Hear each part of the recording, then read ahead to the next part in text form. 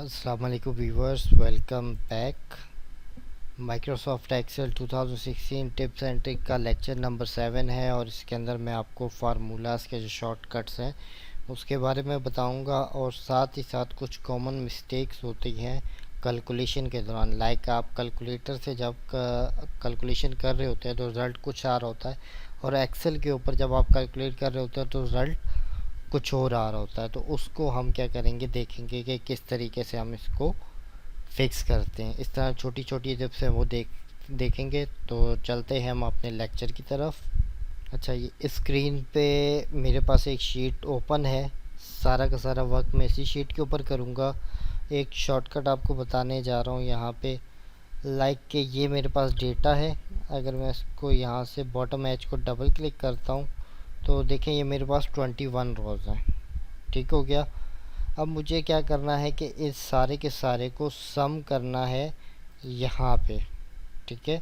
और मैं ये चाह रहा हूँ कि जब भी कोई नई वैल्यू ऐड हो, मिसाल के तौर पे यहाँ पे कोई नया बंदा ऐड होता है इस रो के अंदर, तो वो ऑटोमेटिक यहाँ पे सैलरी के अंदर ऐड हो जाए। तो वो हम किस तरीके से करेंगे। लाइक मैंने यहाँ पे कहा सम ब्रैकेट स्टार्ट और मैं यहाँ से इस कॉलम को क्लिक कर दूँगा और उसके बाद इंटर प्रेस कर दूँगा। तो देखिए उसने मुझे ऑटोमेटिक उन सारों का सम करके दे दिया। अब देखिए यहाँ पे 67,184 लास्ट में वैल्यू आ रही है। अगर मैं यहाँ पे कोई भी वैल्यू ऐड करता हूँ, लाइक 1000 ऐड करता हूँ, तो वहाँ पे 67 की जगह 68 देखिए ऑटोमेटिक यहाँ पे हो गया। इस तरीके से हम लोग क्या करते हैं, सम करते हैं ताकि पूरी की पूरी कॉलम के अंदर जो भी रिज़ल्ट हो वो हमें नज़र आए। अब मिसाल के तौर पे मेरे पास ये टैक्स है। अगर मैं यहाँ पे इसको ऑटो सम करता हूँ, एंटर करता हूँ, ठीक है, अब वही वैल्यू जो ऊपर आ रही थी यहाँ पे देखें अब ये डबल हो गई है। ठीक है, क्योंकि जाहिर सी बात है कि मैंने ये पूरी वैल्यू उसका नीचे सम किया है तो वो इन सारों का भी सम ले रहा है और वो जो नीचे सम था उसका भी सम ले रहा है। तो आपके पास अगर कभी ऐसी कंडीशन आ जाए तो आपने सिंपल क्या करना है, इसको डिवाइडेड बाय 2 कर देना और इंटर। तो अब देखें अगर ये वैल्यू और ये वैल्यू देखें तो दोनों आपस में सेम है। ठीक है। अब मैं इसको ऐसा करता हूँ, यहाँ से उड़ा देता हूँ और इसको भी यहाँ से डिवाइडेड बाय 2 उड़ा देता हूँ। ठीक है। अब देखें यहाँ पे नीचे एवरेज सैलरी के लिए भी वही फार्मूला है। लाइक मैंने कहा एवरेज और यहाँ से मैंने इसको क्लिक किया और यहाँ से एंटर मार दिया। तो अब जैसे जैसे सैलरीज ऐड होती जाएंगी यहाँ पे एवरेज भी बढ़ता रहेगा और साथ ही साथ उसकी टोटल सैलरीज भी बढ़ती रहेंगी। अब देखें सेम इसी तरीके से मैं काउंट करना चाह रहा हूँ कि मेरे पास कितने फुल टाइम है, कितने हाफ टाइम है, कितने कॉन्ट्रैक्ट के और कितने हावरली पे हैं।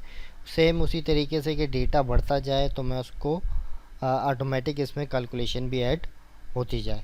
तो अब देखिए मैं डाउन एरो की पे आया, मैंने इज इक्वल का निशान लगाया, मैंने कहा काउंट इफ़, ब्रैकेट स्टार्ट की और यहाँ से मैंने कहा ये। ठीक हो गया। मैंने रेंज सेलेक्ट कर ली, फिर मैंने कहा कॉमा, देन मैंने कहा ये वाला सेल। ठीक हो गया। अब मैं इसको कर देता हूँ इंटर। तो इसने मुझे काउंट करके बताया कि 8 लोग ऐसे हैं जो फुल टाइम है। अब मैं कंट्रोल डी प्रेस कर रहा हूँ ताकि वही फार्मूला नीचे पेस्ट हो जाए इसी तरीके से।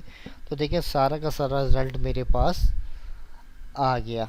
ठीक है। अब जैसे भी कोई फुल टाइम या हाफ टाइम या कॉन्ट्रैक्ट वाला बंदा इसमें ऐड होगा तो यहाँ पे कैलकुलेशन ऑटोमेटिक हो जाएगी। सेम यही प्रोसेस मैं अब करने जा रहा हूँ सम वालों के साथ। सम वाला फार्मूला थोड़ा सा उसमें चेंज हो जाता है क्योंकि उसमें हम सम वाली वैल्यू भी बताते हैं और स्टेटस वाली भी बताते हैं। तो वो किस तरीके से, मैंने कहा like some if bracket start और मैंने कहा कॉमा, सॉरी कॉमा कह रहा हूँ, मैंने कॉलम सेलेक्ट की, उसके बाद मैंने कहा कॉमा। अब मैंने यहाँ पे ये वाला सेल सेलेक्ट किया, फिर मैंने कहा कॉमा। अब ये पूछ रहा है कि कौन सी वाली का सम करना है, मैंने कहा इस रेंज का और एंटर कर दिया। तो अब देखिए फुल टाइम वालों की जो सैलरी है मेरे सामने आ गई। अगेन वही शॉर्टकट कंट्रोल डी दबाया, कंट्रोल डी दबाया, कंट्रोल डी दबाया। तो देखें उसने मुझे हाफ टाइम वालों को कितनी सैलरी मिल रही है, कॉन्ट्रैक्ट वालों को कितनी मिल रही है, आवरली वालों को कितनी मिल रही है, उसने मुझे ये सारा का सारा बता दिया। अब मैं जाता हूँ, यहाँ पे मेरे पास फाइल है पर्सनल मंथली बजट। इसके अंदर मैं जाता हूँ, लाइक मैंने कहा ये मेरे पास एक सेल है लाइक ये वाला, इसको मैंने सेलेक्ट किया, इसके ऊपर एक फार्मूला लगा हुआ है। अब ये वैल्यूज़ इस फार्मूले में कहाँ कहाँ से आ रही हैं, ठीक है, कौन कौन सी जगहों से यहाँ पे आ रही हैं, उसको मुझे देखना। तो उसके लिए मेरे पास एक शॉर्टकट है। शॉर्टकट क्या है, कंट्रोल शिफ्ट और ये लेफ़्ट ब्रैकेट।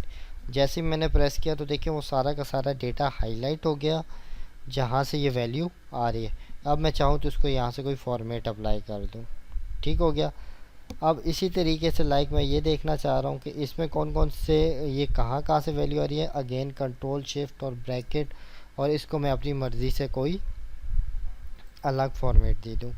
इस तरीके से क्या होता है कि हम लोग देख सकते हैं कि ये जो वैल्यूज़ हमारे पास आ रही हैं, ये जो फार्मूला लगा हुआ है, ये किन किन को इफ़ेक्ट कर रहा है और ये कहाँ कहाँ से होके मेरे पास आ रहा है।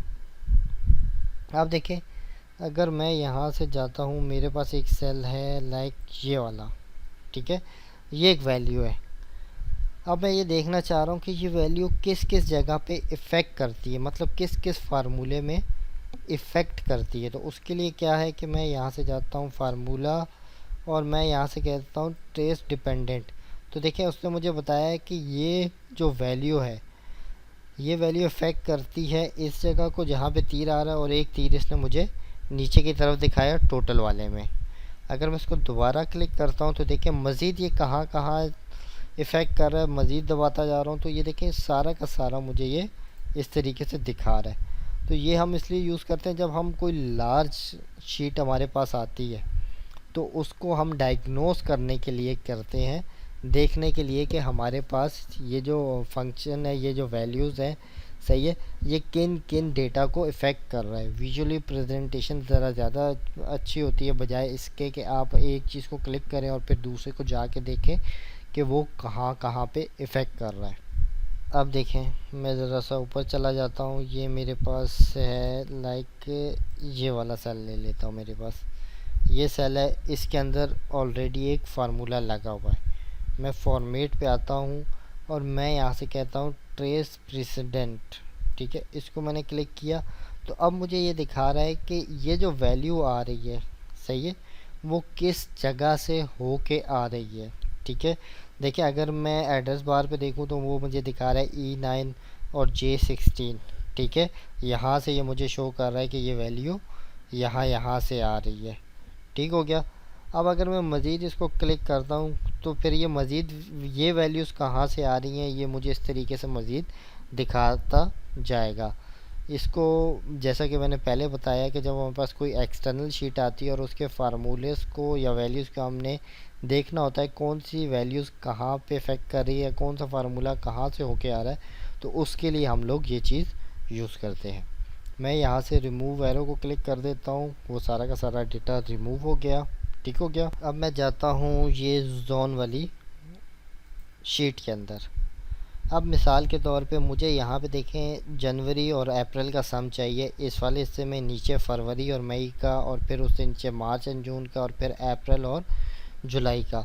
तो उसके लिए मैं क्या करूँगा, उसके लिए मेरे पास एक सिंपल सा फार्मूला, मैंने कहा इक्वल सम ब्रैकेट स्टार्ट करूँगा, देन मैंने कहा यहाँ से लाइक मैंने कहा ये वाली रो गई कॉमा, फिर अब मुझे कौन सी चाहिए, लाइक मैंने कहा अप्रैल वाली, ठीक है। फार्मूला मेरा कंप्लीट हो गया, मैंने इंटर दबाया तो अब देखिए जैन और अप्रैल वाली हो गई। फिर इसी तरीके से फरवरी में वही शॉर्टकट है, कंट्रोल डी प्रेस किया नीचे आए, कंट्रोल डी प्रेस किया नीचे आए, कंट्रोल डी प्रेस किया और ये नीचे आ गए। इसी को मैं डबल क्लिक करके भी कर सकता था, ठीक है, जो आपको बेहतर लगे आप दोनों में से वो अप्लाई कर सकते हैं। अब देखें यहाँ पे मैं आपको शॉर्टकट बता देता हूँ जो ऑलरेडी मैं आप लोगों को पहले भी बता चुका हूँ। शॉर्टकट क्या है, लाइक मैंने यहाँ से इसको सिलेक्ट किया, अगर मैं अल्टर के साथ इक्वल का बटन दबाता हूँ तो वो उसको क्या कर देता है, सारे के सारों को ऑटो सम कर देता है। ये हो गया। अब मैं इसको कंट्रोल Z करता हूँ। अब मिसाल के तौर पे मेरे पास ये वैल्यूज़ है, मैंने इसको सिलेक्ट किया। अब अगर मैं अल्टर के साथ इक्वल का बटन दबाता हूँ तो देखिए सिर्फ जो हिस्सा मैंने सिलेक्ट किया था इसने उसी वैल्यूज़ को क्या किया, आप उसका सम कर दिया। मैं इसको यहाँ से कंट्रोल Z करता हूँ। अब मैं इसको यहाँ से सिलेक्ट करता हूँ इस तरीके से, मैंने ये रेंज सेलेक्ट कर दी। अब अगर मैं अल्टर के साथ इक्वल का बटन दबाता हूँ तो देखिए इसने यहाँ पे भी सम कर दिया, और अगर मैं इसको यहाँ से खोलूँ तो इसने यहाँ पे भी उसका टोटल कर दिया। तो आप इस तरीके से क्या कर सकते हैं, सम कर सकते हैं। इसको मैं अगेन कंट्रोल Z करता हूँ, इसको रिमूव करता हूँ।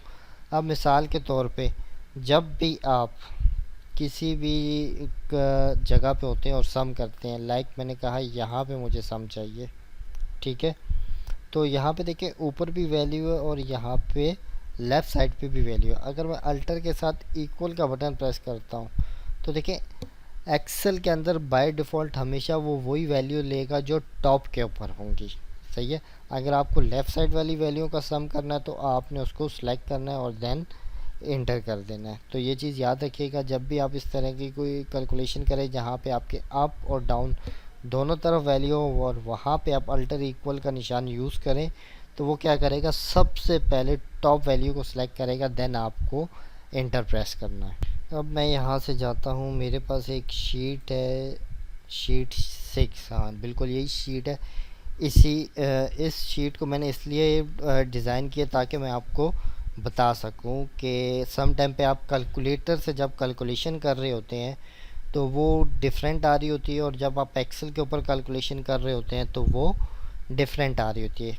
अब मिसाल के तौर पे यहाँ पे मैं कहता हूँ इज़ इक्वल का निशान, ये ऑर्डर है, इसको मल्टीप्लाई कर देता हूँ मैं यहाँ से। तो अंडरस्टूड सी बात है कि अगर 9 रुपये प्राइस है और 10,000 ऑर्डर आए हैं तो ये 90,000 रुपये इसका अमाउंट आना चाहिए। मैं कंट्रोल के साथ इंटर कर रहा हूँ ताकि वैल्यू चेंज ना हो। अब देखिए यहाँ पे 90,000 वैल्यू नहीं आई, बल्कि 90,038.20 आई है, ठीक हो गया। तो ऐसा क्यों होता है, ऐसा इसलिए होता है कि सम टाइम पे मैं आता हूँ होम पे, यहाँ पे देखें ये जो दो बटन हैं, सही है, इंक्रीज़ डेसिमल और डिक्रीज़ डेसिमल। अक्सर लोग क्या करते हैं, ये मिस्टेक करते हैं कि जब भी उन्होंने ये पॉइंट्स लाने होते हैं, मिसाल के तौर पे डेसिमल्स लाने होते हैं, तो वो इनको यूज़ करते हैं। इनको यूज़ करने का नुकसान ये है कि जैसे मिसाल के तौर पे मैं इसको यूज़ किया और मैं अगर इसको यहाँ से बढ़ाता हूँ, ठीक है, तो देखें आपको असल वैल्यू नज़र आ रही है यहाँ पे कि ये वैल्यू है। ये सिर्फ फॉर्मेट है। ये फॉर्मेट क्या करता है, आपको वैल्यूज़ या शो करता है या हाइड करता है, उसको चेंज नहीं करता, सही है। तो कभी भी इन बटन्स को यूज़ मत किया करें, ठीक है। मैं यहाँ से इसको दोबारा ले आता हूँ, तो असल वैल्यू मैंने देख ली, असल वैल्यू क्या है। अब इसको सॉर्ट आउट करते हैं कि अब अगर मैंने इसको सॉर्ट आउट करना है तो वो मैं किस तरीके से इसको सॉर्ट आउट करूँगा कि मेरा ये आंसर बिल्कुल ठीक है। तो उसके लिए क्या है कि मैं यहाँ पे ऑलरेडी एक फार्मूला मैंने अप्लाई किया हुआ था, सही है। इस प्राइस को मैंने 2.2% से मल्टीप्लाई करके उसमें ऐड किया हुआ था, तो मेरे पास आंसर आ रहा था समथिंग 9। अब मैं एक और फार्मूला इसके अंदर ऐड करता हूँ, मैंने कहा राउंड ब्रैकेट स्टार्ट, और यहाँ पे मैंने आके कॉमा कहा 2। क्यों कहा है, क्योंकि मैं इसको कह रहा हूँ कि ये जो फिगर है इसको 2 डेसिमल के ऊपर राउंड कर लो, और मैं इसको एंटर करता हूँ। जैसे ही मैंने एंटर किया तो देखिए मेरा आंसर बिल्कुल ठीक आ गया, सही हो गया। तो ये एरर है, ये बहुत कॉमन एरर है और बहुत सारे लोग ये मिस्टेक करते हैं। तो लिहाजा आप नेक्स्ट टाइम पे जब भी आपका रिज़ल्ट कैलकुलेटर से वेरी कर रहा हो, उससे अलग आ रहा हो, तो आप ये वाला फंक्शन यूज़ कीजिएगा। अब मैं आपको एक फ़ंक्शन बताता हूँ रैंडम नंबर जनरेट करने का, ठीक है। आप लोगों को अक्सर प्रैक्टिस करनी होती है और आप लोगों को रैंडम नंबर चाहिए होते हैं, तो वो रैंडम नंबर आप किस तरीके से जनरेट करेंगे, ठीक है। तो रैंडम नंबर जनरेट करने के लिए मिसाल के तौर पे मैंने ये जगह, ये एरिया सेलेक्ट किया, और मेरे पास एक कमांड है, कमांड कह रहा हूँ, फार्मूला है, इज़ इक्वल, मैंने कहा रैंड बिटवीन, कॉमा, अब मैंने कहा कि 1000, सही है, ये बॉटम, और ये फिर मैंने कहा 5000, ठीक है, और ब्रैकेट क्लोज। अब देखिए मैंने उसको ये कहा है कि मिनिमम वैल्यू जो बॉटम वैल्यू है वो 1000 हो और मैक्सिमम 5000 हो, इसके दरमियान मुझे डेटा चाहिए, ठीक है, रैंडम डेटा चाहिए। अब मैंने ये सिलेक्टेड किया, मैं इंटर नहीं करूँगा, कंट्रोल के साथ इंटर करूँगा। जैसे ही मैंने कंट्रोल के साथ इंटर किया तो देखिए उसने मुझे वो सारा का सारा डेटा शो कर दिया। तो अब नेक्स्ट टाइम पे जब भी आपको डेटा की ज़रूरत पड़े तो आप इस तरीके की कमांड को यूज़ करके डेटा यूज़ कर सकते हैं। लेकिन इसके अंदर एक प्रॉब्लम ये है कि अगर आप शीट के अंदर कोई भी काम करते हैं, लाइक मैंने यहाँ से ऐड किया, ये देखिए वैल्यूज़ चेंज हो गए, ठीक है, इसको बंद करके दोबारा ओपन करेंगे तो वैल्यूज़ ये चेंज हो जाएंगी। अब मैं इसको डिलीट करता हूँ, ये देखें जैसे मैंने डिलीट किया वैल्यूज़ दोबारा चेंज हो गई। तो इसको फिक्स करने का ये तरीका है कि जैसे मैंने पहले बताया था, इसको सेलेक्ट करते हैं, देखिए राइट क्लिक के साथ इसको ड्रैग करके अपनी जगह पे वापसी लें और यहाँ पे कहें कॉपी हेयर वैल्यूज़ ओनली। अब ये चेंज नहीं होंगी, अब आप यहाँ पे कोई भी काम करते रहें, ठीक है। तो मैं इसको डिलीट करता हूँ। इसी तरीके से अगर आपको डेट्स चाहिए, ठीक है, मिसाल के तौर पे मैंने कहा यहाँ पे मुझे 1/1/2017 से, अब मैंने कहा मुझे 3/20/2017, सही है। अब मैं रेंज बनाने जा रहा हूँ लेकिन डेट्स की, मैं चाह रहा हूँ मेरे पास मुख्तलिफ डेट्स आएँ, सही है। तो उसके लिए मैं क्या करूँगा, मैं यहाँ से वही रेंज सेलेक्ट की मैंने, इज़ इक्वल का निशान, फार्मूला वही है मेरे पास। बस अब मैं क्या करूँगा, यहाँ पे मैंने कहा ये बॉटम है, कॉमा, और ये टॉप वैल्यू है, और कंट्रोल के साथ इंटर कर दिया। जैसे ही मैंने कंट्रोल के साथ इंटर किया तो इसने यहाँ पे मुझे एरर दिए। कुछ एरर क्यों दिए हैं इनको फिक्स कर लेते हैं थोड़ी देर में। मैं दोबारा से एक नज़र चेक कर लेता हूँ इसने एरर क्यों दिए। तो मैंने इस फाइल को देख लिया, इसने एरर मुझे क्यों दिया और मुझे समझ भी आ गई उसने एरर क्यों दिया है। एरर इसलिए दिया है क्योंकि मैंने सेल को लॉक नहीं किया था। मैं यहाँ से कहता हूँ रैंड बिटवीन, और यहाँ से ये करता हूँ और इस सेल को लॉक कर देता हूँ, कॉमा, फिर ये इसको क्लिक करता हूँ। लॉक मैं कैसे कर रहा हूँ, F4 की की दबाएंगे तो ये लॉक हो जाएगा। कंट्रोल के साथ इंटर दबाया तो ये देखें ये मेरे पास सारी की सारी डेट्स आ गई। जिन लोगों को आइडिया हो कि एक्सेल में डेट्स कैसे वर्क कर रही हैं तो वो तो समझ के होंगे। जिन लोगों को नहीं पता उनको मैं बता दूं कि एक्सेल में जब भी आप कोई डेट लिखते हैं तो वो बैक एंड पे एक नंबर होता है जिसके अगेंस्ट वो डेट आती है। तो ये वही नंबर है जिनके अगेंस्ट डेट हमें मिल रही होगी। अब मुझे ये नंबर तो नहीं चाहिए थे, मुझे क्या चाहिए थी, डेट चाहिए थी।